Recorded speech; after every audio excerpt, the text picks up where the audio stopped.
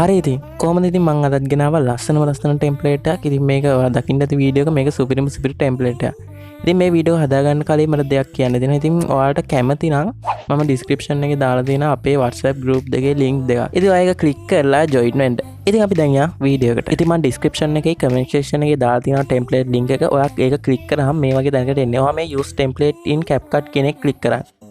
ඉතින් ඔයාව ටික වෙලාවක් ගිහිල්ලා ටෙම්ප්ලේට් එකට වැටේ. හරි ඔන්න මාත් දැන් වැටුණා. ඔයා කරන්න ඕනේ මේ use template කියන එක ක්ලික් කරන්න.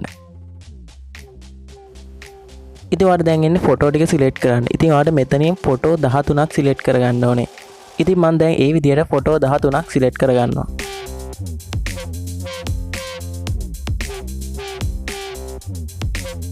හරි ඉතින් ඔයා මේ next කියන එක ක්ලික් කරන්න. හරි මේ විදිහට වීඩියෝ ක්‍රියේට් වෙලා මගේ තැනට එන්නේ. ඔයා දැන් උඩ export කියන එක ක්ලික් කරන්න. ඊට පස්සේ යටින් එන export without watermark ක්ලික් කරන්න. එතකොට watermark එක නැතුව නැත්නම් CapCut කියන ඔය උඩින් යටින් වැටෙන watermark එක නැතුව තමයි export වෙන්නේ. ඉතින් දැන් ඔයාලට එන ප්‍රශ්නේ තමයි මේකට song එක add කරන්නේ කොහොමද කියලා.